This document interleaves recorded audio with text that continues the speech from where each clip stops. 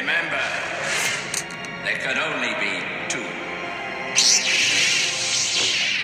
Hello and welcome to our third episode of our Star Wars podcast, Always Two There Are. Thanks again for joining us, and we hope you enjoy today's discussion. We'll be diving into some of our favorite canon moments. And again, guys, spread the word to your fellow Star Wars friends about our podcast if you enjoy it. And without further ado, let's get into it. Today we'll be discussing our top 5 film moments in Star Wars, and then we'll move into our top 5 animated moments. I'm Vader Contagion. Thanks for joining us again. Ragin' Ren is here as well, and let's get into it. Alright, we're going to start off with our top 5 film moments. We'll go 5, and then Double R will say his 5th moment, and then I'll say 4. We'll go all the way down to 1. So, for me, my 5th highest canon moment in the films is the Snoke throne room scene in Episode 8, The Last Jedi. Okay. Now you're talking about the whole scene. You're talking about when just Rey the red enters room. Yeah. Okay. From everything. Okay. Even the elevator. Okay. The tension in that elevator scene is... My heart was beating so fast when I was in the theater watching that for the first time. It was so good. She calls him Ben, and he shook. He turns his eyes towards her. Yeah. And it's so good. He's so good in this scene. So is she too. Like, she lets out that scream in the fight, and she flips her lightsaber and she's like, ah! It was amazing. Yeah. It was amazing. I was freaking out the first time I saw it when I thought Snoke knew that Kylo was turning Anakin's lightsaber. So I was like, oh my god, like, what's gonna happen? Yeah. I didn't know that he was that dumb. I guess he just thought the rage was directed towards Rey. And even in the comic, the Snoke comic, he thought his rage was towards the parents when he really just destroys the cave. Yeah, he misread it all. I mean, he, up to this point in the movies, Snoke pretty much knew everything, that was coming, especially in The Last Jedi. When this happened, it caught everyone off guard.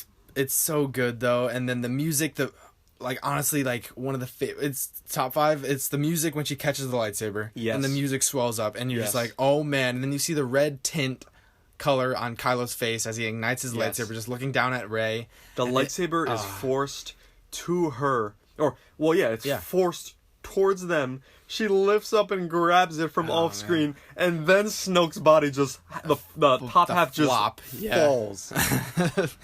Snoke theory's gone out the window. Yeah. It was amazing the first time watching that, and then slow-mo one-shot action scenes are probably my favorite thing in films. Yeah.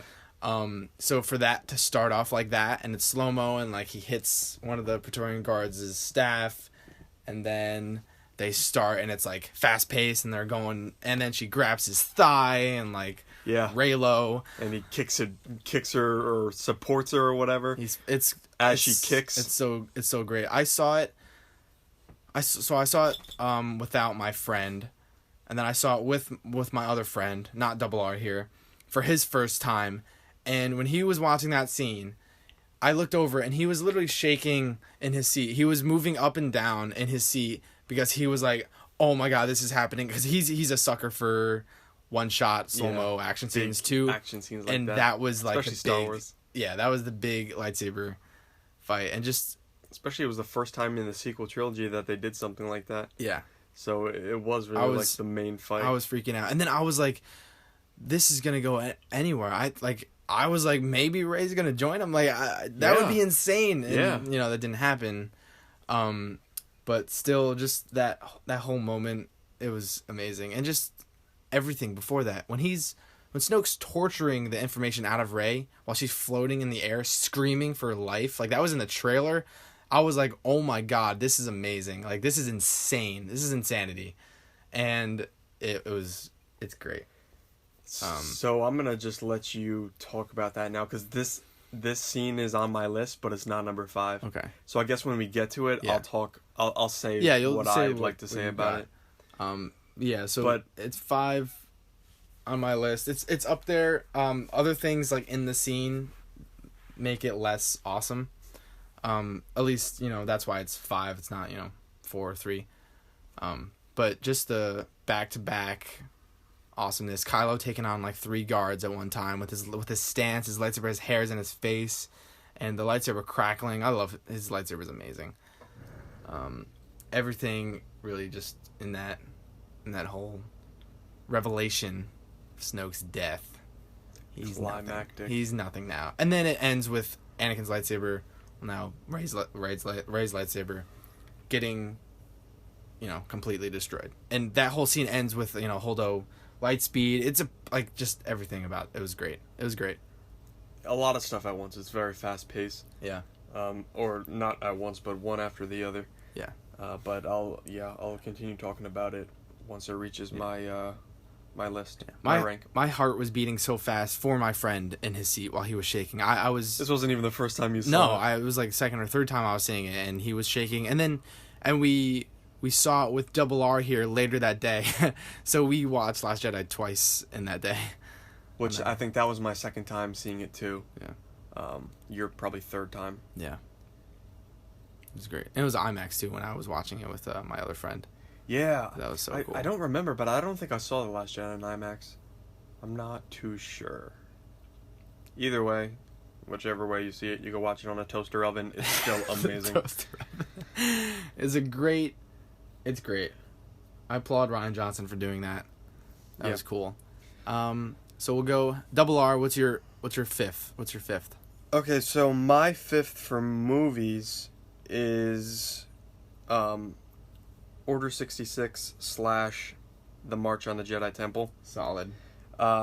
Very big part of Episode 3 and of the prequel trilogy. Yep. Order 66 in itself is so sad, with everybody dying. Yeah. All the Jedi dying. But Ayla Secura. Cinematography for one, as Anakin's marching up to the temple with, the 501st Legion, that in itself is just amazing. It's such a sad moment, especially the music, Anakin's betrayal, Anakin's dark deeds, all that. Yeah. I just love it. I love it for the character of Anakin, which we explained ourselves last week, or last episode rather. Order 66 is just when everything crumbles, when all the faults of the Jedi, they're not necessarily exposed, but this is the result of all that. Yep. This is the Sheev's master plan. Yeah. And it worked, it worked very well for him. So, yep. Yeah. Just leading up to Obi-Wan turning on the hologram and seeing Anakin slicing all these younglings, choking a youngling with his left hand while he's fighting another youngling. Yeah, with his lightsaber in his right. When the last thing he said to you was, "May the Force be with you." Goodbye, old friend. Yeah. May the Force be with you. What like, yeah. How? This is what happens when I leave my children alone for a couple hours. What's smarter than this? Wait a minute. Do you have a plan B? Just the whole scene, it's epic. Crazy to me. It's epic. The whole clone story and Clone Wars touched on this. Or they expanded on. It brings it to life. Yeah, exactly. They didn't know why they turned, or were they always evil? And exactly. And that's what even elevates the scene more for me, was that arc in the Clone Wars. Yeah. The Lost Missions. And we're probably going to see it in Clone Wars series. Absolutely. That's why I can't wait for the Siege of Mandalore. I can't wait to see if we see parts of Order 66. Yeah. Because technically, that is Order 66 on Mandalore. Yeah. So I can't wait to see how that is. That's my number 5. And I shouldn't really have to explain much more because it's epic. Yeah, I agree. So we'll go to my 4th top film moment, which is the throne room, but in episode 6. The throne room scene, also I want to put in the scene with Luke and Vader when he confronts him before he takes him to the Emperor. That's also one of my favorite scenes in Star Wars. Yes. When he's trying to, Obi-Wan on the little bridge thing. Yeah, on that little bridge. I love that scene. I do too. I think it's one of my other than the actual like episode 6, fight. It's one of my like conversational scenes. Yes. And you have constructed a new lightsaber. Yeah. He turns it on, and like just imagine like your dad turning on like your lightsaber from behind you, and you're like, oh god, is he gonna like kill me? And that was shown on his face. He's like, whoa, wait a second. Yeah. And like I always thought when I was younger, I think my like dad mentioned this, when Luke leaves in that scene, the camera is kind of just on Vader for like a few seconds. My dad always thought that he was crying on the inside. That Vader's like, he's probably not crying, but he's like, I mean, he did take some pauses in that. He's thinking about Padme. He's thinking about his son and just everything, and I think that scene definitely helps. Yeah, this is leading up to the redemption. Yeah, and now close to it. And the throne room scene, the music is amazing. They put it back in the throne room scene in The Last Jedi. Yes. And the fight is, I mean, Luke's tapping into the dark side. He's raging out, and Vader, Vader's kind of just taking it, letting it happen. He, what's going on in Vader's mind. I mean, he just kind of realized that he has a daughter now. I don't think he knows it's Leia, though. He just says, you have a twin sister. Yeah. Perhaps she will turn. And that's why he lashes out. No! I love how both those throne room scenes mirror each other. Yeah. Not just with the music, but with, the older master torturing, the Jedi that's brought before him. Yep. And like you said, with I didn't realize that before. Like, yeah. showing them the battle that's going on around them. It's the return of Anakin Skywalker. He's back. Yeah. For, very brief moment. The rise of Skywalker. Yeah, that's okay. Yeah. Like you were saying about the dialogue on the bridge between Vader and Luke. Yeah, like Obi-Wan once thought as you did, and you don't know the power of the dark side. That's so it's so powerful. Yeah. In, the grand scheme of things. Yeah. Just like the music gets me every time, like I cry. Yeah. Plus I cry everything. That Luke's outfit in that's my favorite outfit of Luke. Murder me with Luke's outfit in episode 6. He's gotta have the robes on though. Oh yeah. Actually no, he didn't even have the robes on. It's just when he's choking the Gamorrean. Yeah. That's okay.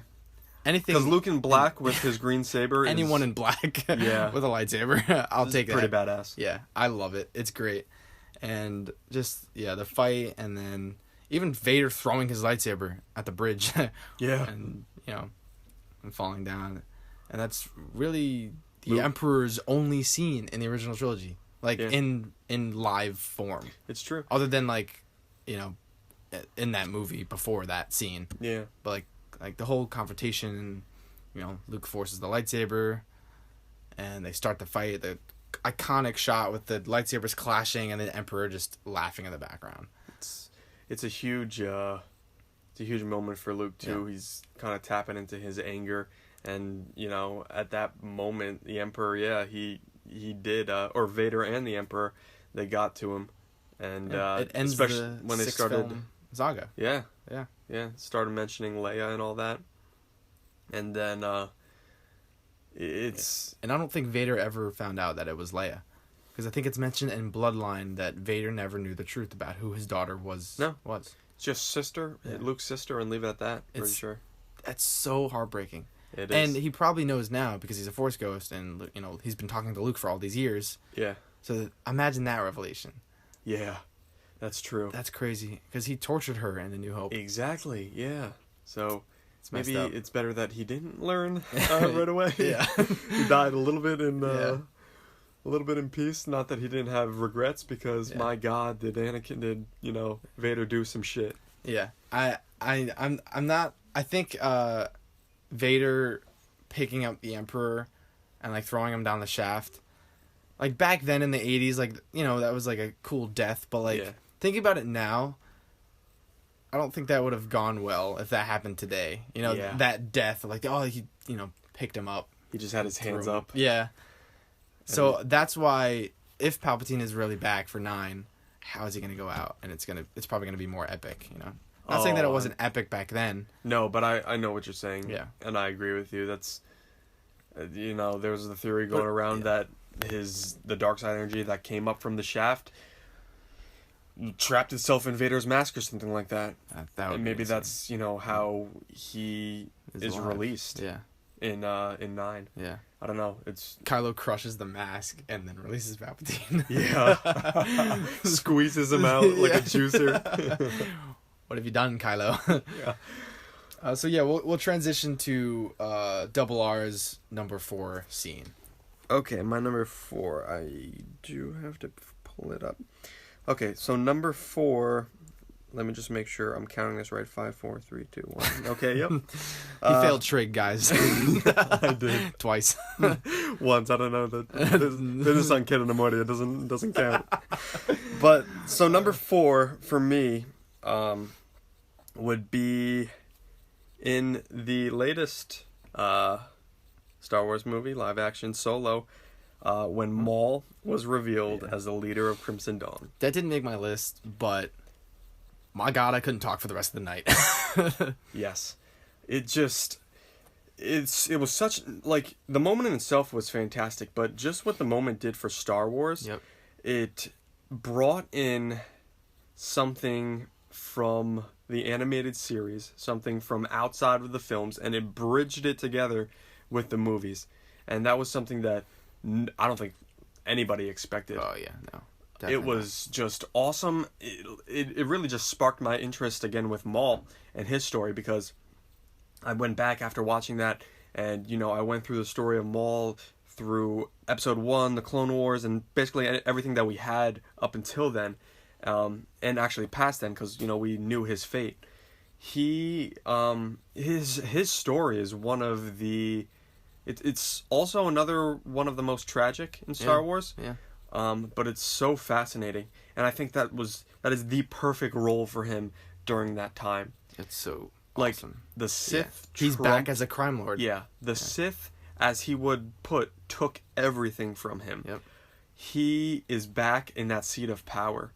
And he's got the necklace on. It's so cool. He's got the necklace. Everything that the metal transferred legs from Clone Wars and Rebels to on screen. Inquisitor's lightsaber that he killed somewhere off screen. You know? The Inquisitor's lightsaber, like everything, like his robe, and, you know, of course, the Crimson Dawn necklace that goes around his neck. Like, it's perfect.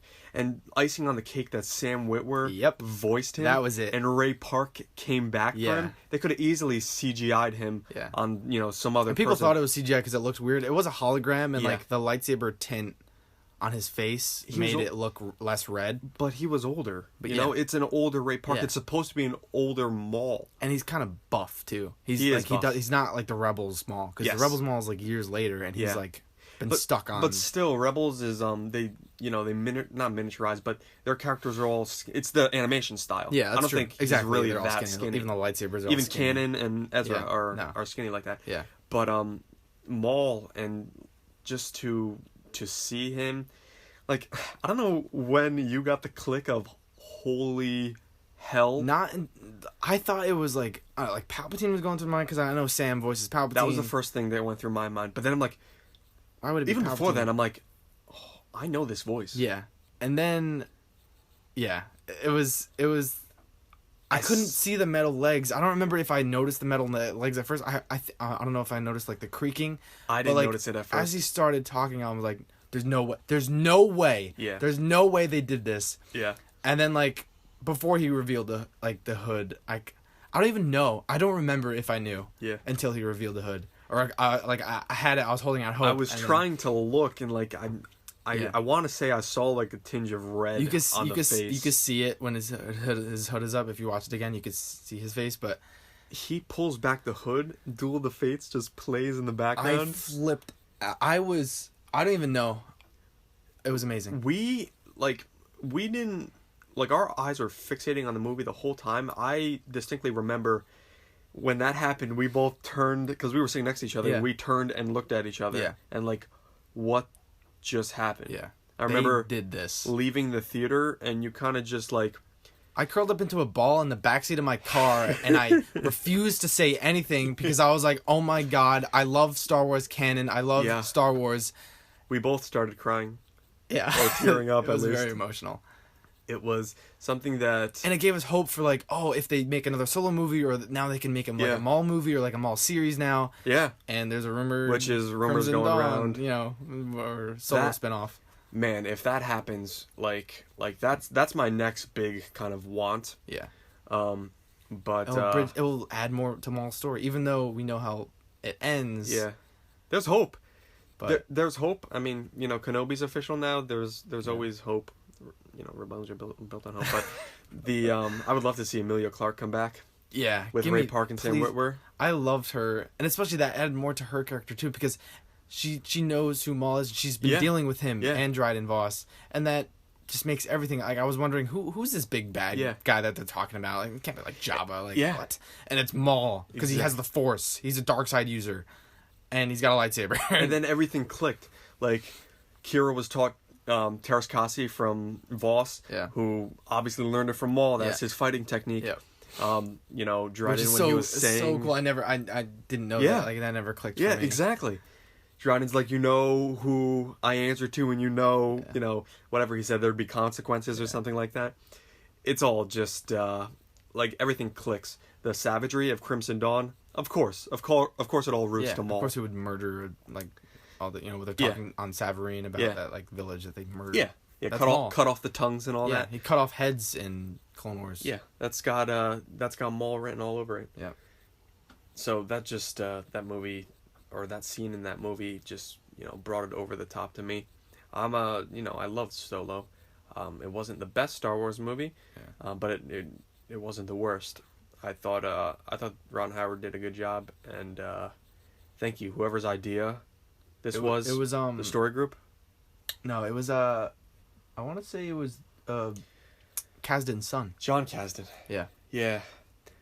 That was just awesome. Yeah, because they were trying to figure out who to be in that role. Yeah. And he was like, Maul. Yeah. Like, that would be perfect. Because I think he's a fan of everything. He likes Clone Wars and... That's so Lawrence awesome. Kasdan probably didn't know that. Like, no. So, yeah, that was awesome that he got in there. Please, just let's have anything that will expand on, like, please, just like a Disney Plus show. It's not that Disney. hard. Like, I'll direct Disney. it. Please. Something. Yeah. But anyway, that's gonna be my number 4. All right, so moving on to our third film moment. My third favorite moment is Darth Vader versus Luke Skywalker on Cloud City. Bespin, the huge reveal. I mean, obviously, I was born in 1996, so I didn't grow up with that moment. I didn't, watch that movie and waited 3 years for, who is this Vader guy? Yeah. Like, did he kill Luke's real dad? Yeah. And for that moment, like, I could never experience that. And I don't even remember experiencing it as a kid because I was so little when I watched those all the movies. Yeah. So that's why it's not like one, but it's up there because the fight. Watch the fight, like the fight, especially on the bridge towards the end. The fight is so good. It is. It heats up. Yeah, it heats up. It gets better. Like, it's still funny though when I watch it when Vader's forcing the debris at Luke, and Luke's like swinging and it's the opposite direction. It's like Agent Kolar from episode 3. We talked about that last episode when he just looks away and Sheev just stabs him right in the chest. Yeah. But yeah, the fight and then like just the revelation. It's Star Wars. It's the most iconic moment in Star Wars. It is. And it's not 1 for me, but 3. It's high up there. It's it's in there.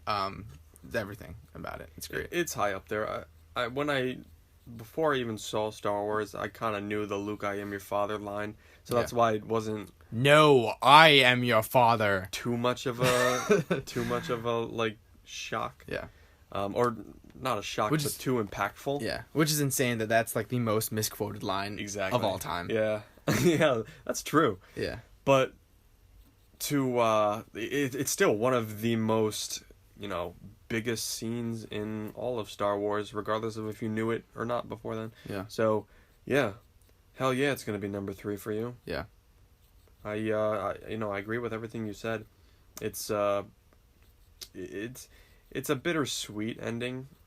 Empire Strikes Back ends dark. Han is gone. Yeah. And then Luke and Leia are kind of just Luke's got his new hand. Yeah, I mean he's alive. Everyone's you're obviously happy that he is alive, and And you're still not sure if Vader's telling the truth or not. Exactly. Until Yoda confirms it in 6. So, like, those fans wait in 3 years. Like, we don't even have to wait 3 years anymore for these sequels. That's true. It's just 2. That's true, yeah. And there's a lot of questions with those, but... It makes me think, like, you know, the whole thing about Rey's parents and if Kylo's actually telling the truth. Yeah, exactly. Which is the same thing, because... Yeah. You don't... I mean, yeah. He's actually... Vader is telling the truth, but... Yeah. Yeah. I like the Lego scene in the Lego game where Vader just pulls out a picture of Anakin and Padme. That's right. with the babies, I think. That's right.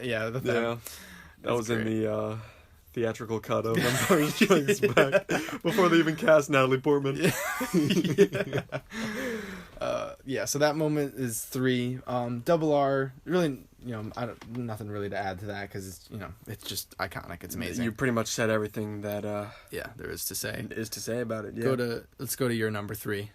So my number 3 is the throne room scene in The Last Jedi. Okay. Where Rey and Kylo fight the Praetorian Guards.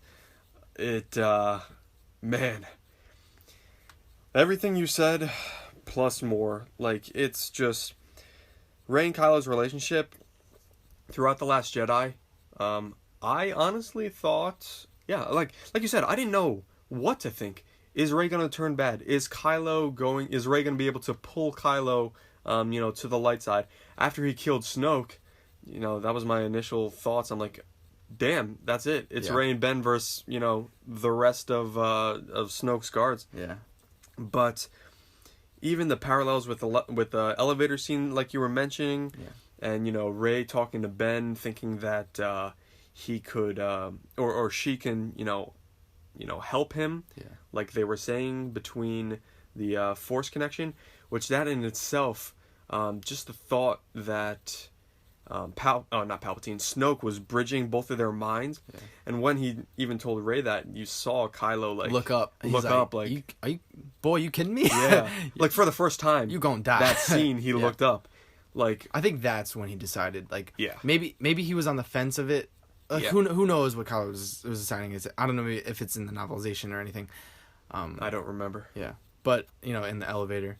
But when Snoke says that, he's like, okay, yeah. Exactly. Yeah. Like, that's the last straw. Yeah. You just... And he's seeing him torture Rey, who's, like, the only person Kylo actually cares about. Exactly. Which is insane to think about, because she gave him a face scar for the rest of his life. Yeah. Yeah, it is.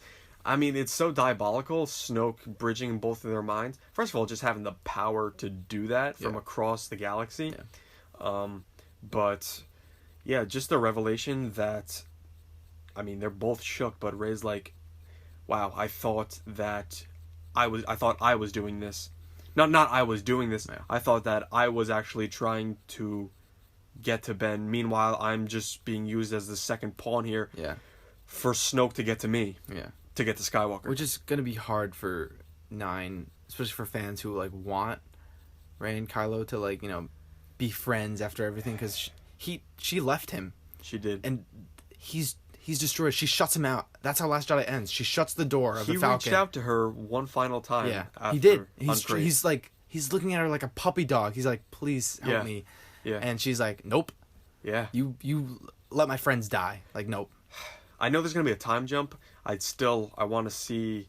I'd like to see how this picks up. Yeah. Between both of them. I can't wait. It's such a good story. We love it. We love Star Wars. We love everything. It's hard to... But it is. Sequel trilogy is not trash by any means. Yeah. Like, it's some of the best storytelling.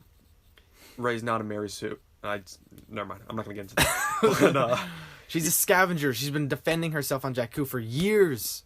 Yeah. They show you that. No, it's not even that. It's darkness rises and light to meet it. Snoke says that too. Yeah, exactly. And that's why she beats Kylo. And also Kylo had a Chewie bowcaster shot, and he killed his dad, and he was just destroyed. This could be a whole discussion in itself. Yeah, let's not do that. I'm just going to end it with, you know, Kylo has been... Luke shut himself off from the Force. Yeah. Kylo has been this darkness that's building up, this, you know, big powerhouse of the dark side. The Force needs something to balance that. Yeah. You need balance. Yeah. Powerful light, powerful darkness. Yeah. And Rey is that being. Yeah. Whether she is someone or not, like, she just... The Force is, you know, found her. And exactly. Like, she's just exactly. So she's powerful. Deal with it. Yeah. It's sexy. It's sexy. But back to the throne room scene. I think that's it. That's it. That is pretty much it. Snoke's cut in half. He slides off. And Pop slides off his bottom half. And yeah, such a great scene. Best scene in The Last Jedi. Let's go to my number 2, guys. Vader Contagion's number 2 top film moment is Vader slaughtering rebels at the end of Rogue One. I'm also gonna put the Scarif scene and just that whole scene together. Okay. That's like cheating, I guess. Okay. But just everything in that scene, like a fight on the beach. It's like D-Day in Star Wars. It's insane, and just the actual space battle is amazing. Admiral Raddus, rip, but awesome guy. General Merrick, rip, but. He went out with a bang. Someone asked Pablo Hidalgo on Twitter a while ago if Raddus survived the battle, and Pablo replied with calamari. Calamari. Yeah, fried calamari. Fried calamari. Yeah, he took a big L, but it's okay. Yeah. But that moment... That was some entrance into the Battle of Scarif. That moment in the hallway scene where it goes dark, I was like, is this the moment? Because everyone was like... Is Vader gonna kill some people in this movie? Yeah. Even though that's we're terrible people for wanting that to happen, but we've never seen that before. And like him in the suit with like an ignited lightsaber and taking on like every blaster bolt. We never saw that form of fighting. Yeah. And when his lightsaber ignited, I was like, they're gonna break my heart and just cut the movie. Yeah. That's how the movie's gonna end. Yeah. It's just his lightsaber igniting. That was the first thing I thought was he's going to cut it at the Vader breathing, and then they're going to cut it at Vader igniting his lightsaber. And then I just hear, open fire, and I'm like, oh my, I couldn't breathe. I thought I was going to collapse. I thought I was going to die. Like, literally, when he's deflecting everything, like, and the music's like, dun, dun, it's playing his theme, like, just in a really drawn out, like, tone. Yeah. It's so, everything about that is perfect, and he forces a guy up on the ceiling, walks past him, deflecting blaster bolts back into rebels, and casually swipes up and just like cuts him on the ceiling. Like, when I remember calling you on the phone after that movie and talking to you about that like specific moment where he's just cutting the guy on the ceiling, like everything about that. And he's still going ham even when like they're kind of filming it outside the door, when he's kind of just using like one hand and he's kind of like deflecting with his other hand, kind of just going ham. It's so good. It's everything I like wanted from these like new, I never thought that we were gonna get that, and we did. I don't think anybody did. Yeah, and it's 30 seconds. Yeah, that's how powerful that scene is. And every one of those rebels died. Yeah. Yeah, except for Gareth Edwards, he's alive. That is true. He actually pulled the lever, right? Oh, he was the launch guy. Yeah, he was the launch guy. Yeah, so he saved the day. Yeah, Gareth Edwards saved the day. he allowed the original trilogy to happen, or Vader would have found Leia way too early. That whole scene, I'm pretty sure, was like very late in production. It was like post production, right? Yeah, because I think they had a different ending for Vader, whether I think it might have been even like darker, or whether I think he was gonna kill Krennic, or Krennic was gonna go back, tell Vader that they failed, and then Vader was gonna kill him. I'm pretty sure, but yeah, I much rather would have had something like this. Yeah, because they're rebels with families, but they're also cannon fodder. Yeah. And they're for us. Literally anything Vader in front of Vader is cannon fodder. Yeah, that's why. Because I was thinking, like, maybe he's gonna kill the main characters. Like, that would be crazy. That would be crazy. But you can't do that because we are emotionally connected to the characters, and you can't have another character we're emotionally connected to. Yeah. Just kill them. Plus, they all went out doing something worthwhile, and all in explosions. and all in explosions. All in explosions. Yeah. It was the last two were the biggest of them all, but that's okay. It's so messed up. It's just a beautifully shot scene. I loved the beat, like Scarif, like the battle, just seeing everything on the beach and how hardcore and warlike the music too was. Of the shot of like the mushroom cloud like over Scarif, and then as it like pans to Raddus's ship. Yeah. While Vader's, on his way. Yeah. And the the Death Star bolt that went literally straight through Krennic. It probably hit Krennic. Krennic right in his eyeball. Probably. Vaporized him. Like, absolutely. No, it's too big. It just took out the whole section. Yeah, it took out the whole top of the tower. The tower. Yeah. The Citadel. And Tarkin knows. He's like, Krennic. Yeah. You may fire when ready. Yeah, concentrate your fire on the white cape. Yeah. Just demolished. Oh, man. By the way, this is my second too. Oh, it is? So, yeah. That's insane. Yeah. Okay. But yeah, like I said, love everything on the beach. The rebels or the fleet coming to, you know, help them, and the whole shield generator idea. Yeah. That's protecting the planet. The stakes are so high when I was watching that. When I'm getting through the shield gate, like I just remember, like my heart was pumping, like just like this is crazy. And then like the shield gate closes and like 2 guys die. Yeah. Like they're risking their lives for you know a cause that like every part. Who knows? Yeah. Talk about like high stakes. Like when was it Jin or you know when Jin's climbing to actually physically grab the disc. Yeah. And like and Krennic comes out of nowhere with his Death Troopers. Yeah, the music's playing, all that. And then just how all of them go out. Especially Bodhi. This is for Galen. And just explodes. Boom! And then you see the explosion from like another shot. Yeah. Which is like the connectivity of that scene, that whole scene. Yeah. How they shot something and then they go to the next shot. Yeah. And it's like you see that previous shot from like another distance. Perfectly done. It's perfectly done. So good. Shore troopers, which are awesome. So good. The mix of the stormtroopers and the shore troopers, and then the death troopers. I wish we got more beach fighting though, and there was gonna be more beach fighting. They cut it because there was too much action. Yeah. Because they had Jin. They originally had the communications tower, in a separate building. Than the actual plans. Yeah. So that's why even on the teaser poster or the actual the poster, you see Jin running on the beach with the plans. That's right. You do. And that was in the trailer. You saw Krennic on the beach. Yeah. Like all that stuff was cut because there was like too much, so they kind of just reshot it and put the end scene. So that's why everyone was freaking out about the Rogue One reshoots. They just didn't want that more action scene. Yeah. I guess it's too much. Which like action was amazing. Yeah. I would have loved to see like the beach stuff. You know. Oh, absolutely, an extended cut or something like that. Yeah. Just everything fantastic. I just like Battlefront 1 the Scarif DLC. Yeah. Oh my god. Scarif DLC. Yeah. Give me Scarif in Battlefront 2. DICE. EA. Yeah. It's not hard. You've made it. It's hard. I watched a video of how like game developers think like, and they were like taking a map from a previous game and like doing it in a new game is like actually not as easy as it sounds. Well, you know, it's worth it. Okay? It is worth it. I agree there. But, you know, they got a lot of stuff to do with like limited amount of people. Yeah. But all in all, that whole scene, the whole third act of Rogue One was a masterpiece. It really was. Couldn't have been better. Yeah. So, it's number 2.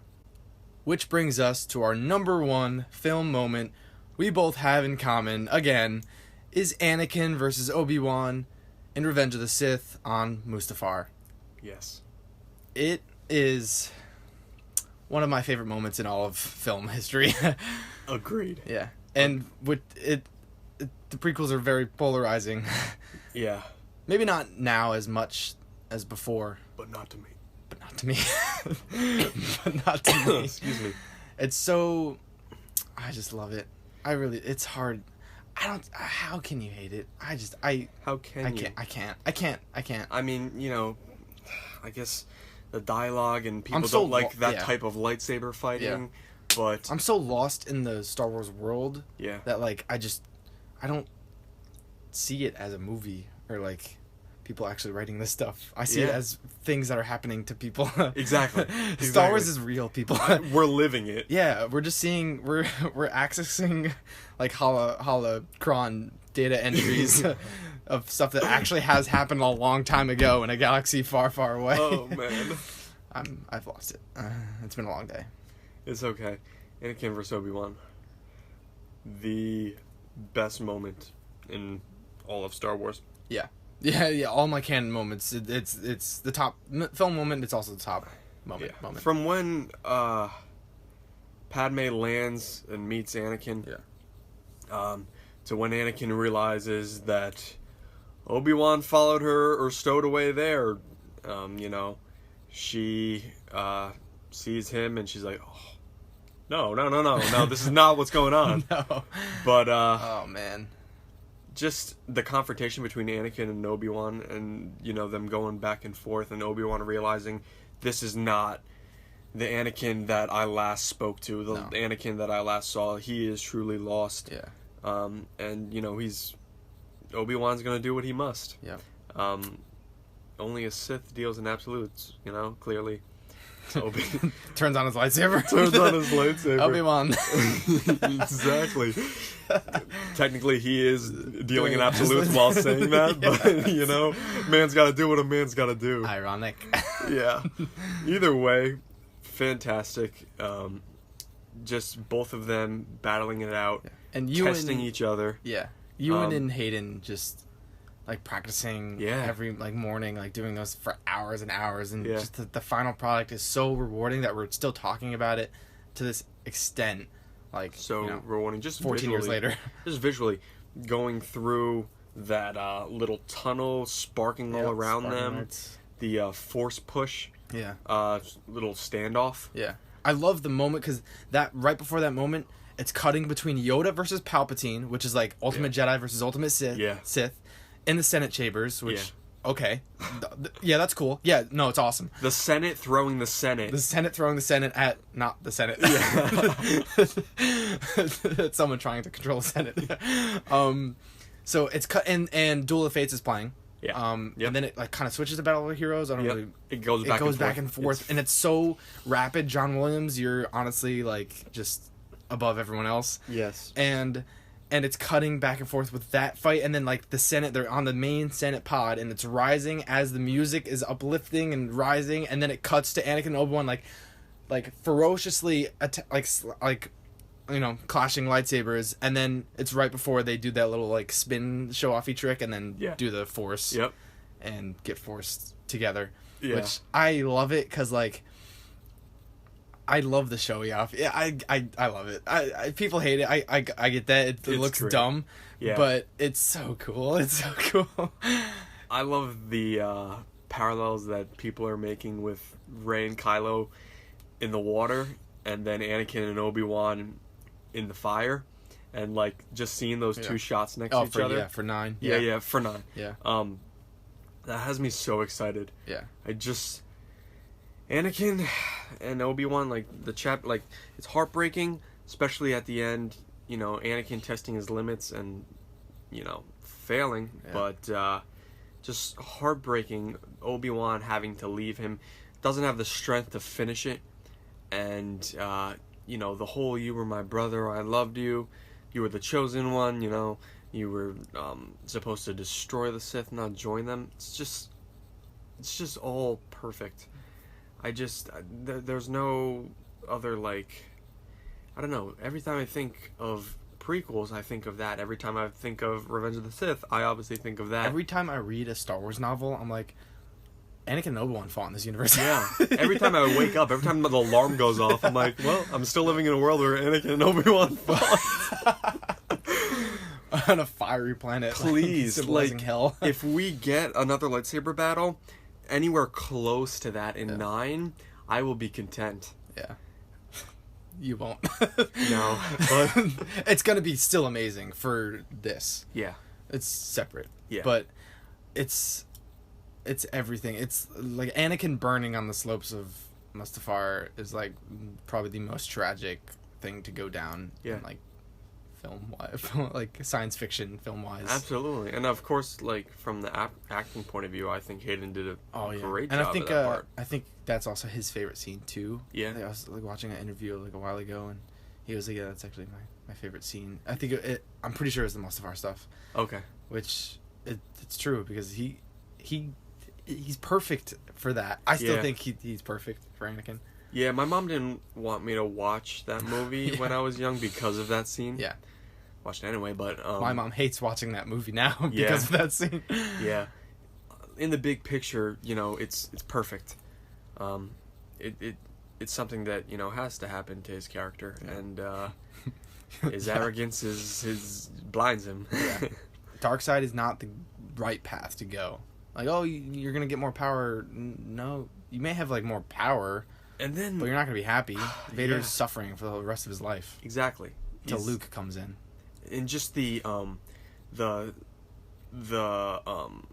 other stuff that, you know, come back to the scene, the Vader issues with Anakin versus Vader on that hill, and like Vader chained to the med table, and you know Padme's over him. Yep.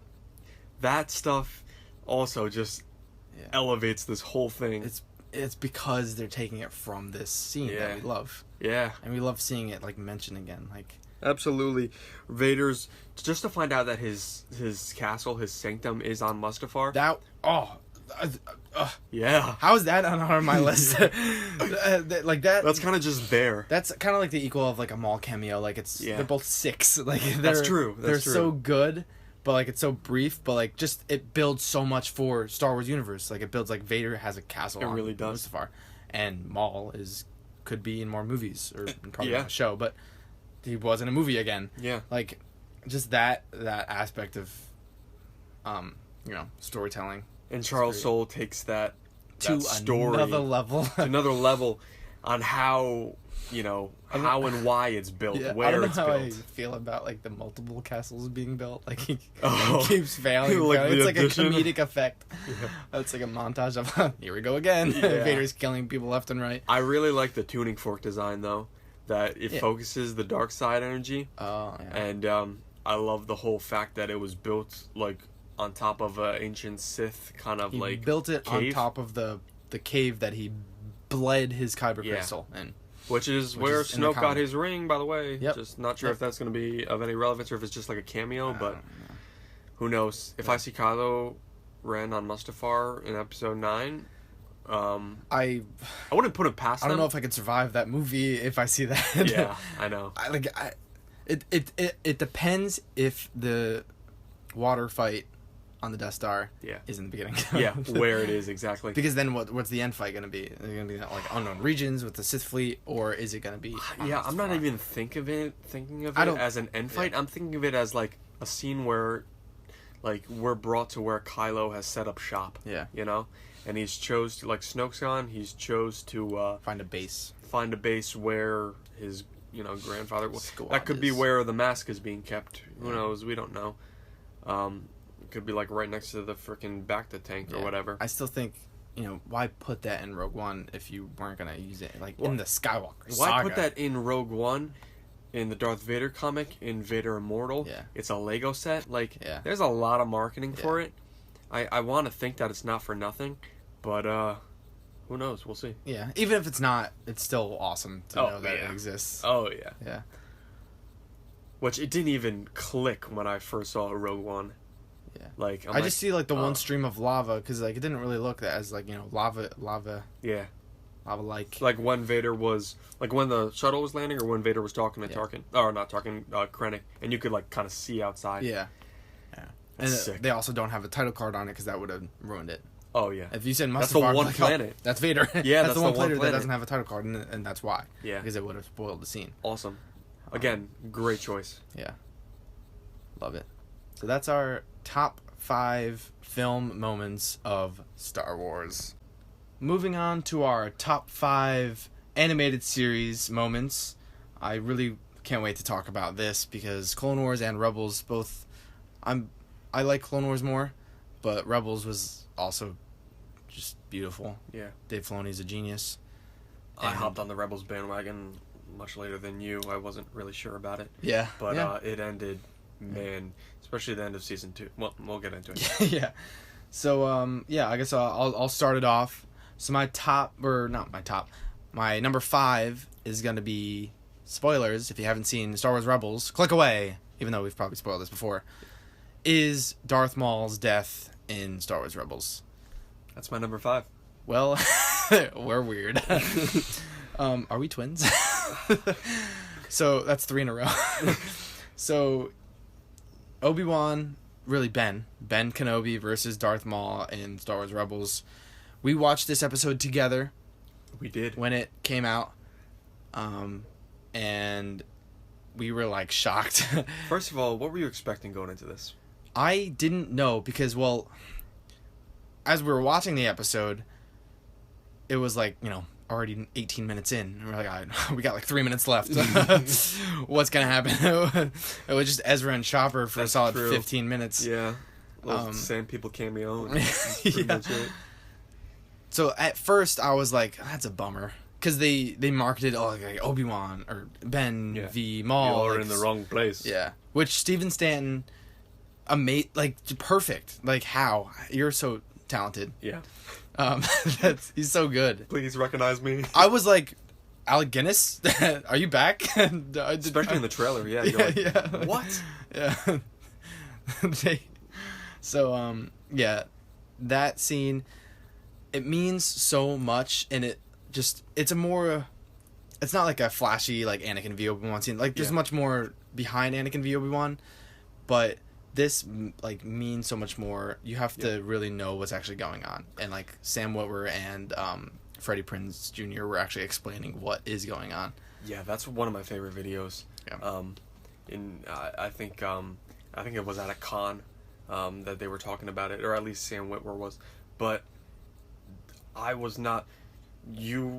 We were both probably going into it thinking we're going to get like a Obi-Wan and Maul, like a Clone Wars fight. Yeah. Like a couple of their battles in the Clone Wars. Which I don't know why I thought that. I know. Like, They're both old. Yeah. I knew that I didn't want Ben jumping around because this is 2 years before A New Hope. Yeah. But I still wanted them to fight a little bit, kind of like, whether he's backing up the whole time and Maul's kind of on the offensive the whole time. Yeah. But after seeing that and, like, watching those videos, because at first I was like, that's a bummer. Yeah. Like, we were kind of I didn't really know. We were, like, shocked. We were shocked. What? And it was hard to see because they didn't really, because it's, like, on Disney. Yeah. They couldn't really show Maul getting sliced. It's just, kind of implied that, like, he cut through the saber and then it hit his chest. It, like, sliced his chest vertically. Yeah. Which is ironic because he's cut him horizontally and now vertically. So he completed the cross. But, man, the symbolism, though. It's so good. Maul thought he can pull another fast one. Yeah. And kill Obi-Wan the same way he killed Qui-Gon. Yeah. The butt to the head. Yeah. And then... And you see that in the animation when Obi-Wan starts off his stance with his Clone Wars Obi-Wan. Yep. With the, Ewan stance. Yep. And then he goes to his old stance, his Ben Kenobi stance that you see in A New Hope, which is kind of just holding the lightsaber out. And then he shifts to Qui-Gon's stance that we see in Phantom Menace. Ugh. And then it cuts to Maul, and Maul, like, his eyes widen, and his fingers move on his lightsaber, and his feet move, like, oh, I know how to beat this guy. Yeah. I see Qui-Gon's stance. I remember this.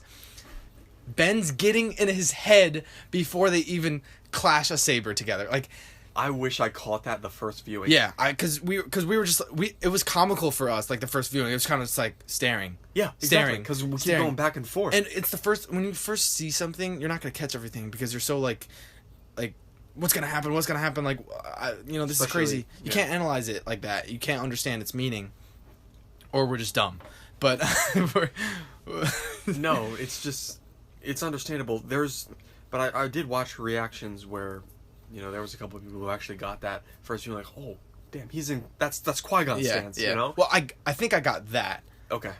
Because he was shifting stances, so I think I got that. Yeah. But just still, like, maybe I think I got that. I don't know. Either way, continue. Either way, just the stances made it, and it was kind of just like a Western, like, show off, like, who's gonna strike first, samurai type waiting for something to happen, and then Maul just lets out, like, oh my god. Like a Palpatine scream. Yeah. Kenobi. Oh god. Yeah. It was just it's great. It was great. Definitely one of the best scenes in Rebels, and I think it's a great way of Maul going out. I don't think he was gypped at all. No.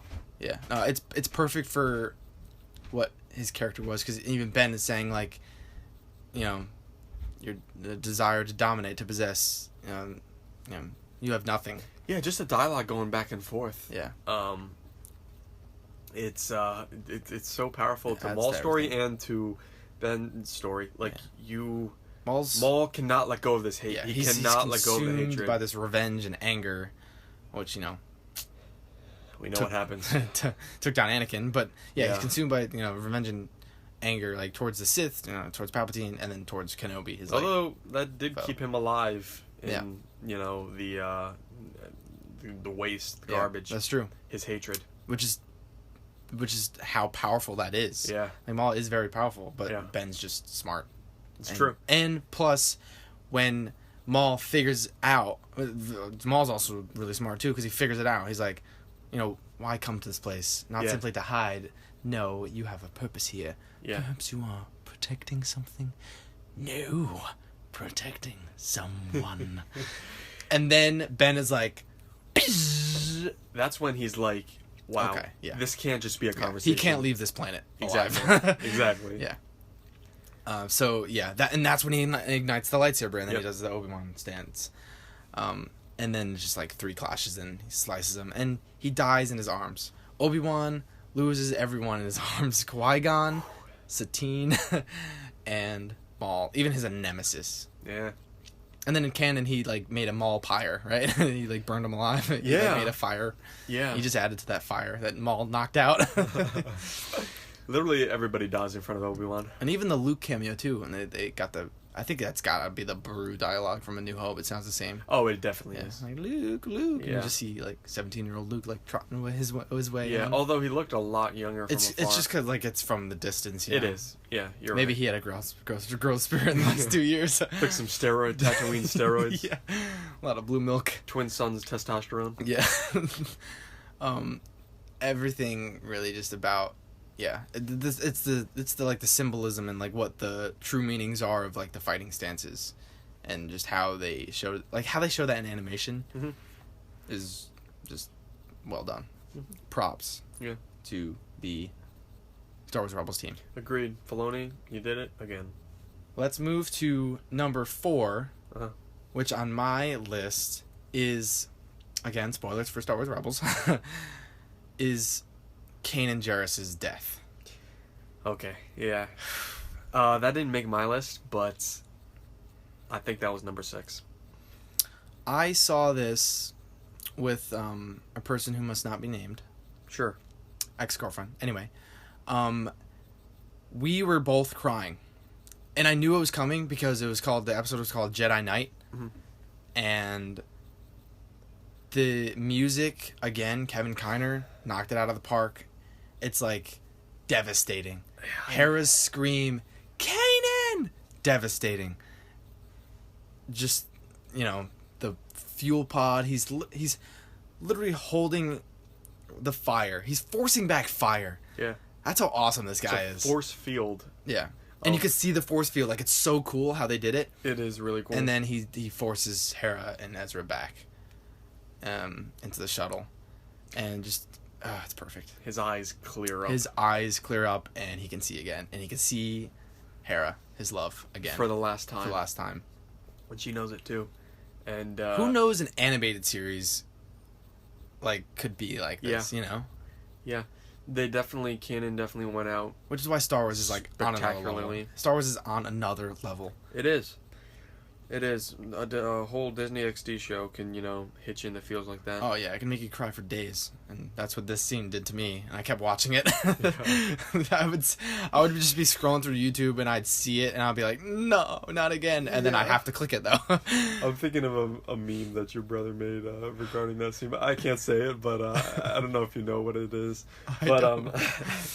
Yeah. It's just so sad. It really is. It's so sad. It's a perfect way for the character to go out once again. But funny how all these animated moments are characters' death, but they're main characters. They're important in the story, and Kanan definitely had his impact. And he saved his Padawan, he saved the love of his life, and he saved the rebellion. Yeah, and the reason why we can't really put like the animated moments and the film moments together is because it's just. There's just 2 different mediums. Like, it's hard to, like, say which one you like better. Because, like, obviously, like, the films are, like, like, on another level. Even though they're not, it's still just, it's storytelling in a different medium. Exactly. The stories, like... You really can't mash them both. There's some stories in the animated series that we'll get into later. Yeah. That I love better than the things in the films. Yeah. And what's your fourth moment? My fourth moment, and it's probably up there for you, so I'll just talk about it right now. Yeah. Is Ezra saving Ahsoka from Vader. Yep. I did put this out as a scene in itself. Yeah. But what I want to say about this scene specifically is, well, first of all, this episode introduced time travel to Star Wars. And it basically, I don't know, the whole episode. Not really time travel. Yeah. Dave, go back in the corner. We'll talk to you when we're done with the podcast. The Ezra just grabbing Ahsoka from, another scene. I screamed. I literally screamed, "What?" Yeah. Like Vader. Yeah. What? Insane. My heart was beating so I was like, is this really real? And then it cut to commercial. Yeah. And I was like, nah. Yeah. And then you just see Ahsoka laying down on the ground in the World Between Worlds. Yeah. And she's like alive. He saved her. He literally saved her. Like I love time travel. Uh-huh. And I know it's technically not time travel, but it's you're messing with the past. Yeah. It's two. Ezra is 2 years older. Yeah, 2 moments of time, and yeah, you're kind of bridging them. Yeah. And Ezra Bridger. I had to. I'm sorry. I'm sorry, guys. In this case, Ezra Bridger and and Ashoka Tano. Ian McDermott God. kind of says Ashoka. Yeah, that's okay. That's fine. In itself was a. If I was fantastic Dave moment also. and Ian said that, yeah, I wouldn't say anything. I'd be like, perfect. Oh, absolutely. perfect. Yeah. Don't. It's not Ahsoka. It's Ashoka. I'll take it. guys, we got to re-record Clone Wars. All around this one line. Yeah. It's Ahsoka though, for fans. Because Yeah. I see people spelling it like Ashoka. Well, I think spell check on, or at least on the iPhone at least, will sometimes spell correct it Probably to on your Ashoka. phone. Yeah. Weirdo. But yeah, Ahsoka's one of my favorite characters. Yeah. One of my favorite Jedi, period, and just how we were all wondering, she was left for what? on Malachor. A year and a half, 2 years. Yeah. It was insane. Yeah, it was, and I didn't watch season 2 of Rebels, as it dropped. Oh yeah, I remember binge watching Rebels. We binged 1, and 2. Oh, 1, 2, and a little bit of 3. Oh yeah. I saw 2 with you. The Yeah. end of 2 with you. You did. On the big TV. I That's remember right. that. That's right. Oh man. So we binged 1, 2, because like I said, I was late to the party with Rebels, so binged 1, binged all of 2, and then there was a couple episodes in the start of 3, and that's where I caught up to the air times. Yeah. But yeah, this was hands down the best part. No, I don't know. Not the best part of Rebels, but the best part of that episode that day. Completed the best part. Yeah. Oh god. It was great. It was great. Yeah. Yeah. So yeah, let's move on Yeah. to we're getting carried away here. Carried on. Yeah. Well, I'll move to number 3 for me. Is from the Clone Wars. It's one of the moments from the Mortis arc, and it's when the brother turns Anakin to the dark side. I love Anakin as a villain. But his yellow eyes, the foreshadowing of Vader, the big ghost shadow we talked about last episode. Yeah. Just really everything about that Mortis arc is great. But that episode, I believe that was the last episode. Brother, again, voiced by Sam Witwer. Sam Witwer, you're just, everything. It's up there for my animated series moments, just because it foreshadows that, and it's also, it's got the pit of fire foreshadowing Mustafar, and he's seeing all the Jedi die, and he's seeing Palpatine kill these, whatever. Yeah. He's seeing him force choking Padme, which is crazy for animated series to do. Yeah. And that's why Clone Wars just stepped it. Clone Wars was on another level. That arc was on another level. Yeah, it really was. That's pretty much it. There's not a lot to say with that. It's just, Yeah. it's great. great moment. I love it more than Kanan's death because Kanan's death is sad.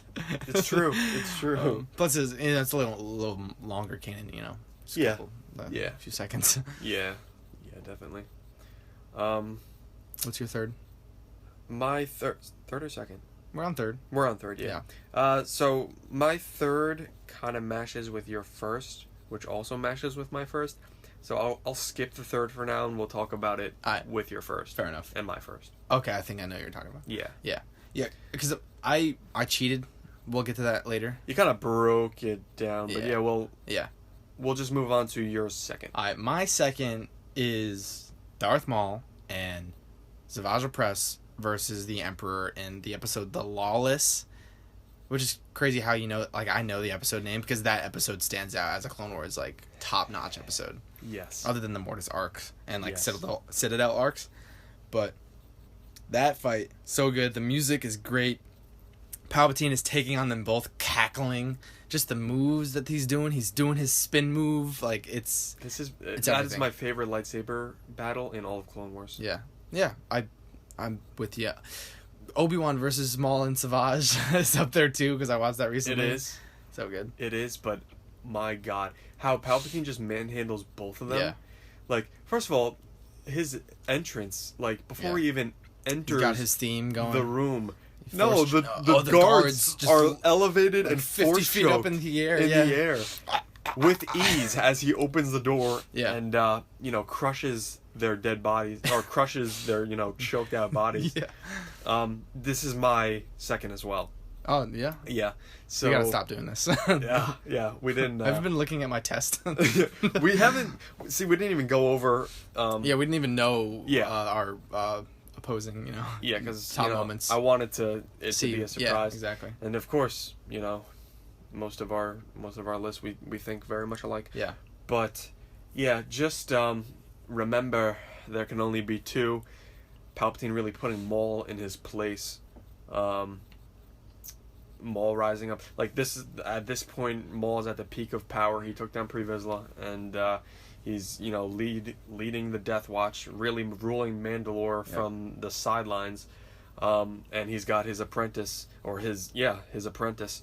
And then Palpatine comes and just destroys it all. He really does. He really does. In one fight. In one fight. That Maul's been building for the past 8 episodes. Yeah, he wrecks. I think there's this one. I don't know if he was kicked off or he was forced off, but when he flew off the balcony, he forces them both with him as he's laughing. Back. Yeah.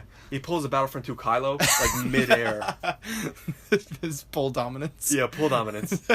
That was awesome. And then he just wrecks Savage, and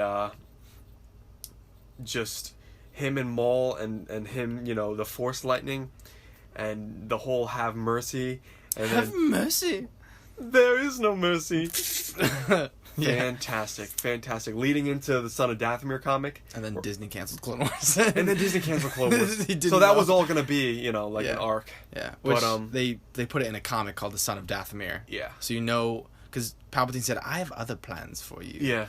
And then you don't see that in the Clone Wars show. Exactly. You're what are these plans? You see Maul and Dooku meeting for the first time in a comic. Yeah, and that's the plan. Palpatine's plan is to get Maul to lead him to Talzin. Yeah. And that's why he needs Maul alive. And, yeah. Maul eventually escapes in that comic. Recommend Son of Dathomir. It's really good.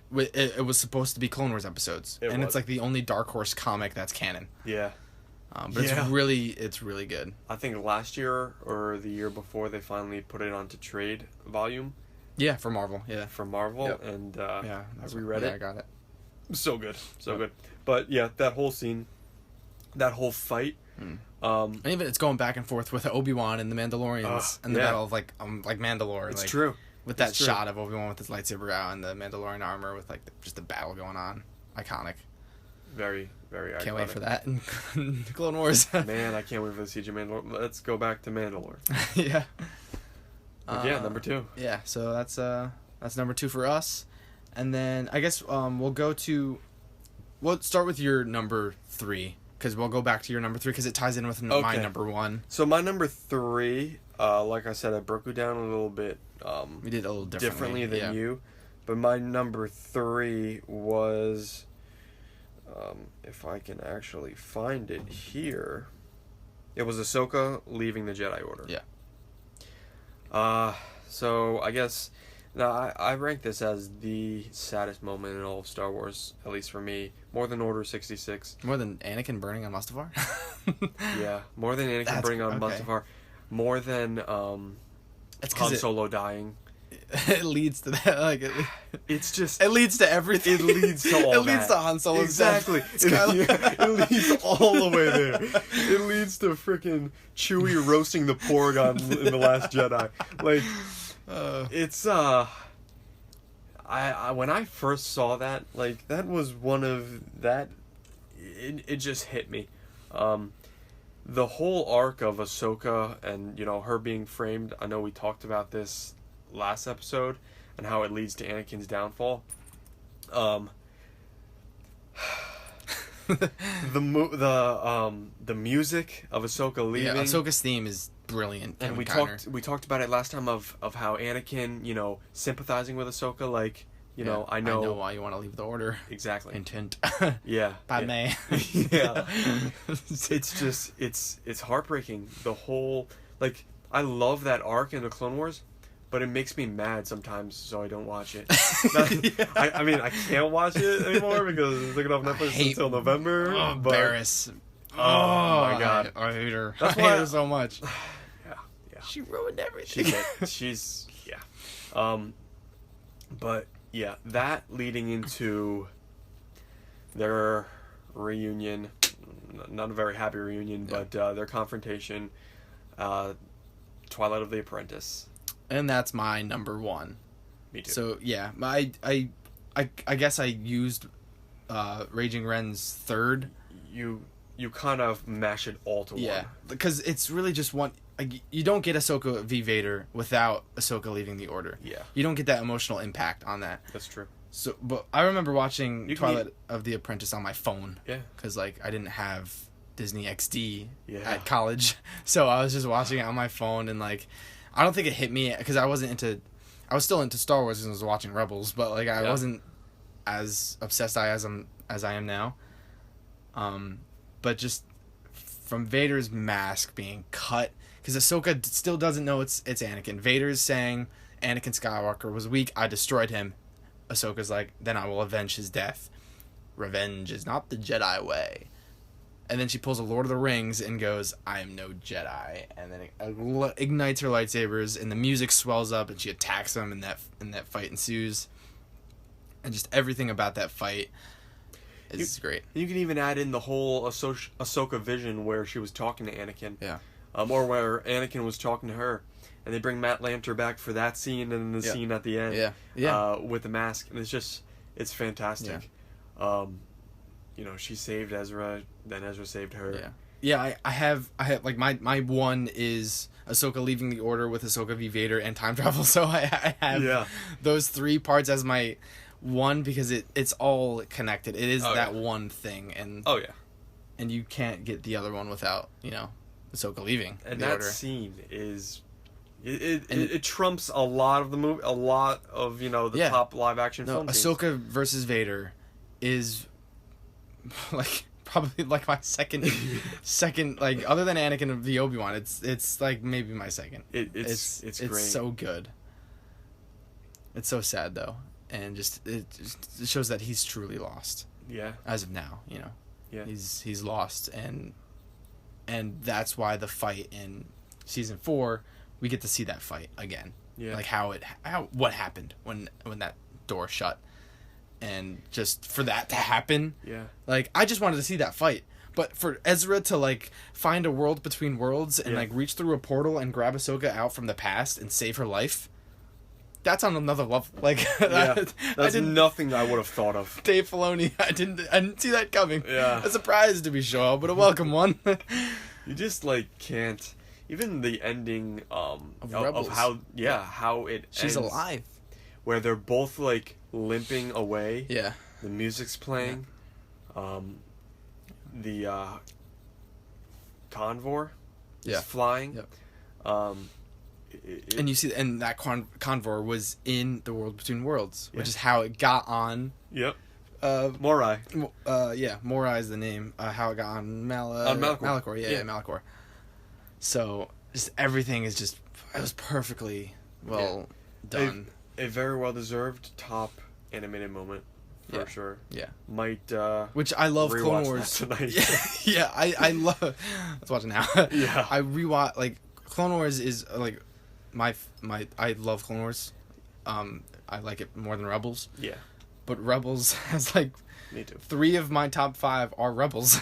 That's it's, true. It's Ahsoka, and then I have 4 Kanan's death and 5 Maul's death, and then I have But this the other scene, Clone Wars this stuff, scene right here was kind of like a gift to Clone it Wars was a fans. gift, exactly. That's why you can't appreciate it without watching Clone Wars. Exactly. So it just adds to Clone Wars. It's like Clone Wars Part 2, Exactly. but not in the Clone Wars. Yeah. It's beautiful. It is. Everything about it. Yeah, I think that pretty much does it. We had fun talking about our top 5 moments in films, and then our top 5 animated moments. Really, we didn't want to do like one, top 10 moments of like canon, because You don't want to mix them. Yeah, it's hard to compare. We just wanted to do them separately, and I think it worked out well. yeah, I think it did too. But yeah, as you guys can tell, we are obsessed with Darth Vader and Anakin, and that's why they are at the top of our lists. Damn, this episode might have lasted longer than last episode. So yes, let's we'll see. let's probably end it now. Yeah. Let's finish it off with another thank you to our listeners who tuned in. Whether you watched the first 2 episodes, thank you again for joining us. We love talking about Star Wars. No idea what our next episode's going to be, but we'll figure that out down the line. Definitely share, our podcast if you like it, and like our positivity for everything Star Wars. Tell all your friends. Follow us on Twitter. It's called Always 2 There Are. The handle's Always 2 There 1. I don't know why. It's still that. Definitely follow us there. Double R. Any last words? No, you're just rambling at this point. So fair enough. May the Force be with you guys, and have a good one.